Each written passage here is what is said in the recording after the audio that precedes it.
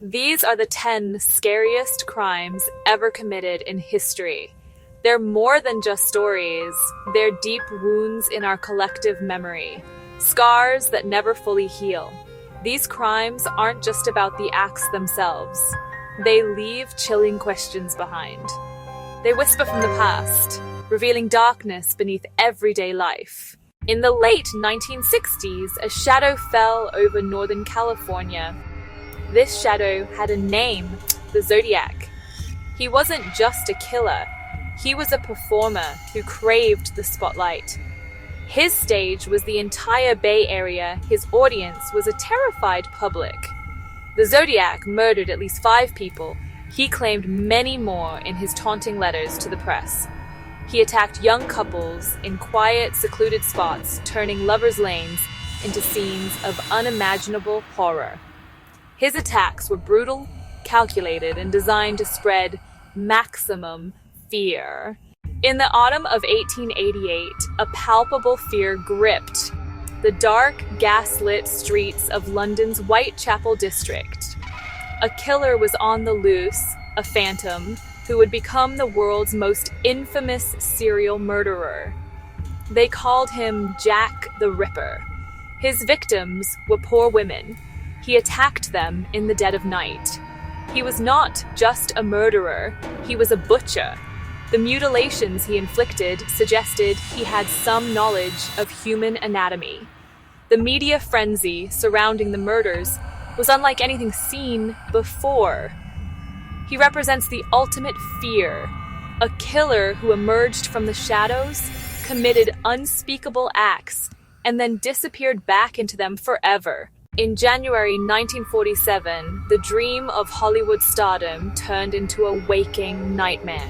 The body of a young woman was found in a vacant lot in Los Angeles. She was an aspiring actress, the Black Dahlia. The condition of her body was beyond horrific. She had been brutally murdered and mutilated, her body posed in a grotesque manner.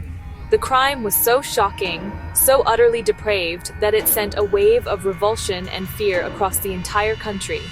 Police interviewed hundreds of people, chased down thousands of leads. Her unsolved murder remains one of America's most haunting and notorious cold cases. Holmes, the devil in the White City. During the 1893 World's Fair in Chicago, a man named H. Holmes built a hotel that was, honestly, a monument to death. From the outside, it looked ordinary, but inside, a labyrinth of horror, secret passageways, soundproof rooms, trapdoors, chutes that led to the basement. Guests checked in, many never checked out.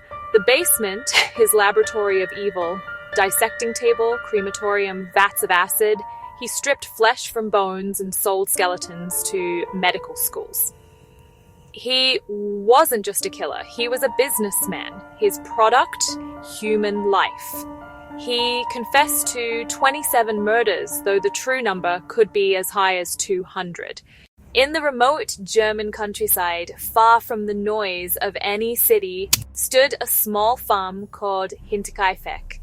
In the spring of 1922, this isolated homestead became the scene of one of the most baffling and chilling crimes in European history. Days before the crime, the father, Andreas Gruber, told neighbors about strange occurrences. He found a set of footprints in the snow leading from the forest to the farm, but none leading away. He heard footsteps in the attic.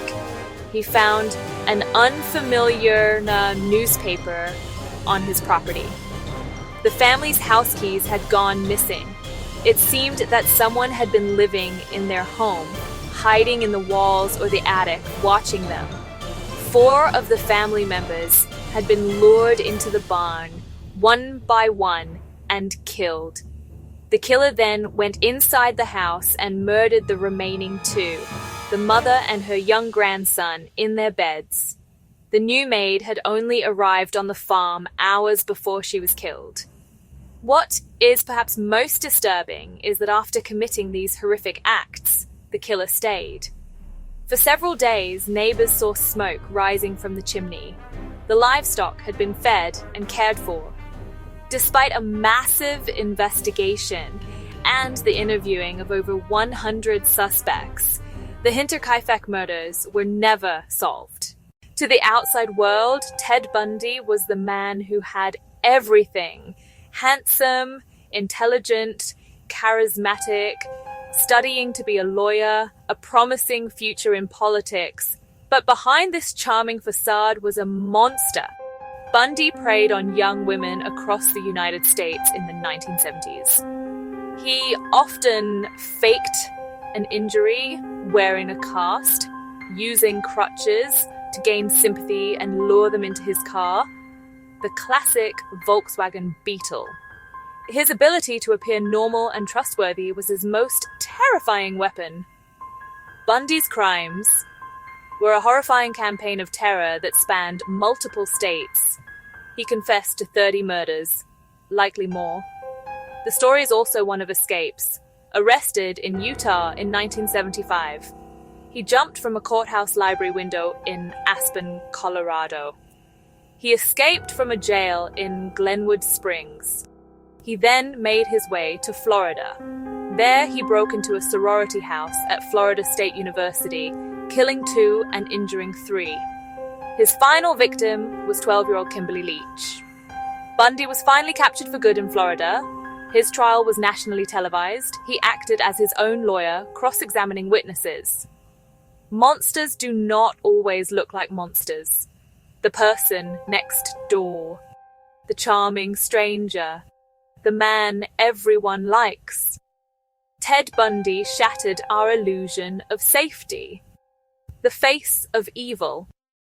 On Christmas Eve of 1945, a fire destroyed the home of the Sodder family in Fayetteville, West Virginia.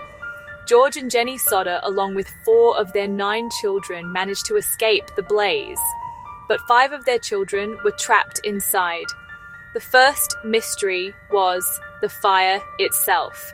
The family's phone line had been cut. Their ladder was missing. George Sodder's trucks would not start. Investigators searched the ashes. No bones, no teeth, no human remains of any kind.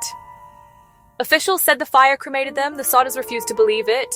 They put up a billboard offering a reward. Strange tips and sightings poured in from all over the country. One woman claimed to see the children in a car the morning after the fire. A man in Florida sent a photo in the 1960s claiming it was Louis as an adult. They even suspected a possible mafia link because George had criticized Mussolini. The mystery was never solved. Were the children killed in the fire? Or were they abducted and the house burned to hide the crime? No one knows for sure. The family never gave up hope. The billboard stayed up for over 40 years. 5 children vanished into the smoke, leaving a void of uncertainty and a family's undying hope. The crimes we have explored are more than just historical events. They are modern myths, dark legends that speak to our deepest fears. They linger in our minds because they defy easy explanation.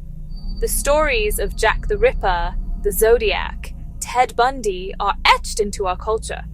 They linger in our minds because they defy easy explanation. They represent a fundamental breakdown of order, a terrifying glimpse into chaos that we try to keep at bay with laws and social norms. These cases show us the systems we rely on for protection can fail. Killers can be brilliant, elusive, terrifyingly normal. An unsolved case is a story without an ending. The questions left by the Black Dahlia's murder, the Hinterkaifeck massacre, create a vacuum our minds try to fill. We endlessly speculate, trying to piece together the puzzle, to impose some kind of logic on senseless violence. This need for answers keeps these stories alive, passed down through documentaries, books, late-night conversations. The killer who is never caught becomes a phantom, a boogeyman who could be anyone, anywhere, which is far more terrifying than a killer behind bars. These crimes force us to confront uncomfortable truths about ourselves and our society. They expose the vulnerabilities we live with every day. They are a stark, permanent reminder of the fragility of life and the terrifying, enduring power of a single, unanswered question. The darkness they represent is real, that reality will never cease to terrify us.